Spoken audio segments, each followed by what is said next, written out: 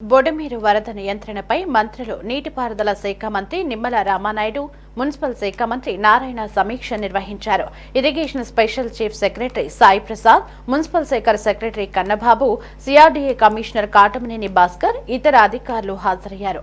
భవిష్యత్తులో విజయవాడకు వరద రాకుండా తీసుకోవాల్సిన చర్యలపై చర్చించారు. ఒకవేళ బొడమేరు, కృష్ణా నదికి ఒకేసారి వరద వచ్చినా విజయవాడకి ముంపు సమస్య లేకుండా ఎలాంటి చర్యలు తీసుకోవాలనే అంశంపై చర్చించారు. విజయవాడ వరద నియంత్రణ చర్యల వల్ల ప్రజలకు ఇబ్బంది లేకుండా చూడాలని మంత్రులు ఆదేశించారు. విజయవాడ వరదల నియంత్రణ చర్యల గురించి ముఖ్యమంత్రి చంద్రబాబుకు సమగ్ర నివేదిక అందించేలా నివేదిక రూపొందించాలని మంత్రులు నిమ్మల రామానాయుడు, నారాయణ ఆదేశించారు. మూడు ప్రధానమైనటువంటి గండ్లు పడి ఏదైతే ఆ వరద నీరు విజయవాడ సిటీని ముంచెత్తి ఆ రోజు పడినటువంటి కష్టాలు, ఇబ్బందులు ఈ రోజు కూడా మనందరం కూడా మర్చిపోలేనిటువంటి పరిస్థితి మనందరికీ తెలుసు. అటువంటి బుడమేరు వరద నుంచి భవిష్యత్తులో విజయవాడని కాపాడుకోవడానికి ఏ రకంగా మనం ప్రయత్నాలు చేయాలనే దాని మీద గౌరవ ముఖ్యమంత్రి చంద్రబాబు నాయుడు గారు ఇచ్చినటువంటి ఆదేశాల ప్రకారం గత 4-5 నెలలుగా అటు ఇరిగేషన్ శాఖ కానీ, మున్సిపల్ శాఖ కానీ పదే మేము 5-6 సార్లు ఇండివిజువల్గా రివ్యూస్ పెట్టుకుని కొంత అవగాహనకి రావడం జరిగింది.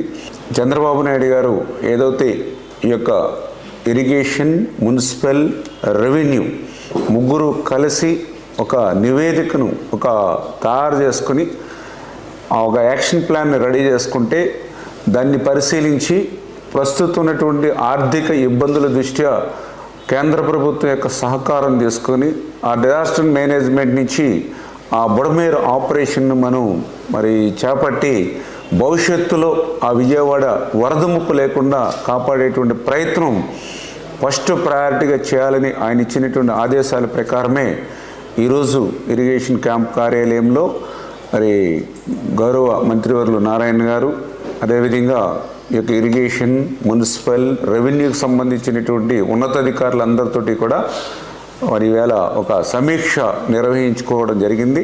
గత ప్రభుత్వం ఆ డైవర్షన్ ఛానల్ ఏదైతే ఉందో దాన్ని 35,500 క్యూసెక్లు కానీ చేస్తుంటే వాటర్ వెళ్ళిపోయేది. అది వచ్చి మున్సిపల్ కార్పొరేషన్ ఏరియా మీద పడి ఉండేది కాదు. వాళ్ళు అంటే టెండర్ పిలిచిన దాన్ని కూడా వాళ్ళు చేయకుండా 5 సంవత్సరాలు నెగ్లెక్ట్ చేసేలో ఈరోజు యాక్చువల్గా ఏంటంటే విజయవాడ కార్పొరేషన్లో ఉండే ప్రజలు మూల్యం చెల్లించుకోవాల్సి వచ్చింది. అలాంటి ప్రభుత్వం గత ప్రభుత్వం. అయితే ఈరోజు ఈ యొక్క పాఠం నుంచి నేర్చుకున్న పాఠం నుంచి ఫ్యూచర్లో జరగకూడదని ముఖ్యమంత్రి గారు చాలా క్లియర్గా ఇరిగేషన్ డిపార్ట్మెంటు, మున్సిపల్ శాఖ, రెవెన్యూ కలిసి ఈ ఆపరేషన్ కూడా స్టార్ట్ చేయమన్నారు. అయితే ఈ యొక్క ఏదైతే కెనాల్ ఉందో కెనాల్ని 2 పక్కల టౌన్ ఏరియాలో కొందరు ఆక్యుపై చేసుకుని అది ఉండాల్సిన వెడల్పు కంటే చాలా తగ్గిపోయింది. అంటే అక్కడ బాటిల్ నెక్ అయింది. బాటిల్ నెక్ అవటం వల్ల ఓవర్ఫ్లో వచ్చిన వాటర్ వెనకదంతా సిటీ మీదకి వచ్చింది.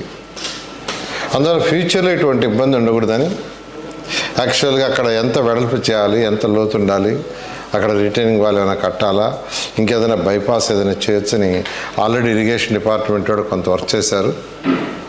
అయితే మున్సిపల్ శాఖ వాళ్ళు యాక్చువల్గా దానికి సంబంధించి ఏం చేయాలా, రెవెన్యూ ఏం చేయాలి ఈరోజు డిస్కస్ చేశారు. Preliminary first discussion, combine discussion.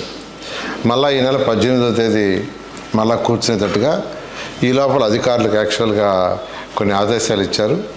వాళ్ళు అవన్నీ వర్క్ చేసుకొని వస్తే 3 డిపార్ట్మెంట్లు 18వ తేదీ కూర్చొని మళ్ళా ప్రణాళికను రచించి కంబైన్డ్గా ముఖ్యమంత్రి గారికి చూపించి ముఖ్యమంత్రి గారి యొక్క అనుమతితో మళ్ళా, ఎందుకంటే ఇది డిజాస్టర్లో వచ్చింది, మళ్ళా డిజాస్టర్ డిపార్ట్మెంట్ వాళ్ళతో కూడా మాట్లాడి ఆ మంత్రి గారితో అధికారులతో మాట్లాడి కేంద్రానికి పంపించి కేంద్రం నుంచి కొంత సహాయం తీసుకోక తప్పదు. ఎందుకంటే ఈరోజు రాష్ట్రం ఖజానా ఖాళీ. జగన్మోహన్ రెడ్డి మొత్తం అసలు ఒక ఫైనాన్షియల్ ప్లానింగ్ లేకుండా, గత ప్రభుత్వంలో ముఖ్యమంత్రి ఫైనాన్షియల్ ప్లానింగే లేదు.